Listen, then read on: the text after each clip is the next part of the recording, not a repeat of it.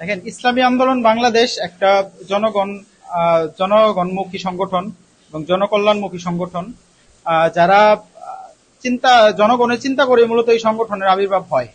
তো ইসলামী আন্দোলন বাংলাদেশ এখন পর্যন্ত যে সব ধরনের সিদ্ধান্ত নিয়েছে এবং নিবে, সবগুলোই জনগণের পরিপ্রেক্ষিতে হবে, সেটি আমরা বিশ্বাস করি।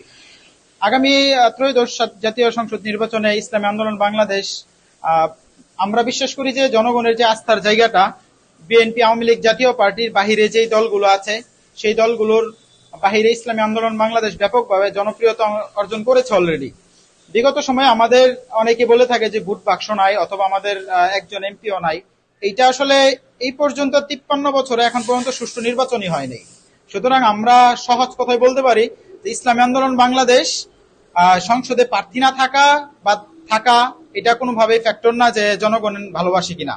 আমরা মনে করি বাংলাদেশের প্রেক্ষাপটে যদি একটা সুষ্ঠু নির্বাচন হয়, তাহলে ইনশাল্লাহ ইসলামী আন্দোলন বাংলাদেশ সারা বাংলাদেশে অলরেডি 300 আসনের প্রার্থী ঘোষণা করে দিয়েছে প্রায়। সুতরাং আমাদের অধিকাংশ প্রার্থী ইনশাল্লাহ সংসদে যাবে এবং জনগণের কথা এবং ইসলামের কথা সংসদে তুলে ধরবে। সে জায়গা থেকে ইসলামী আন্দোলন বাংলাদেশের যে মার্কা রয়েছে হাত পাখা, আপনারা জানেন আমাদের দলের সিনিয়র নায়েবে আমির যেটা বলে থাকেন যে আমাদের এই মার্কাটা মূলত গরিবের মার্কা, বড়লোকের মার্কা, সকলের মার্কা। তো এই মার্কা আমরা মনে করি যে জনগণ ভালোবাসে এবং ইসলাম প্রেমী যারা আছে এরাও ভালোবাসে। সুতরাং আমরা আগামী নির্বাচনে দেশপ্রেমিক এবং ইসলাম প্রেমিক যারা আছে তাদেরকে নিয়ে আমরা ইনশাল্লাহ আগামী ত্রয়োদশ জাতীয় নির্বাচনে আমরা যেটা চাচ্ছি, পিআর সিস্টেমে হলে ইনশাল্লাহ আমরা আশা করি যে ইসলামী দল ক্ষমতায় যাবে এবং একটা মজবুত কি বলে এটাকে সংসদ গঠন করা যাবে ইনশাল্লাহ। ইসলামী আন্দোলনের বাংলাদেশের তৃণমূলে সাংগঠনিক কার্যক্রম একদম প্রায় ওয়ার্ড লেভেল পর্যন্ত, এখন ইউনিট বিভিন্ন জায়গায় আমাদের ইউনিট কমিটিগুলো গঠন হচ্ছে এবং যেখানে ভোট কেন্দ্রগুলো আছে, কেন্দ্র কর্তৃক কেন্দ্রের যে কমিটিগুলো আছে এগুলো গঠন করা হচ্ছে।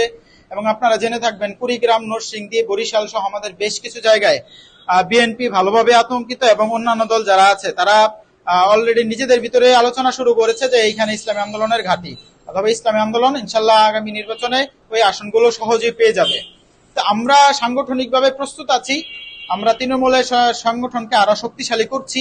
আগামী দিনের জন্য ইসলামী আন্দোলন বাংলাদেশ নির্বাচন পিআর সিস্টেমে হোক অথবা যে সিস্টেমে হোক, আমরা ইনশাল্লাহ যেন সাংগঠনিকভাবে জনগণের কাছে পৌঁছাতে পারি এবং আশাবাদী আমরা সুষ্ঠু একটা নির্বাচন হলে ইসলামী আন্দোলন বাংলাদেশ জনগণের রায়ে ইনশাল্লাহ সংসদে যাবে এবং জনগণের কথা এবং ইসলামের কথা সংসদে তুলে ধরবে ইনশাল্লাহ।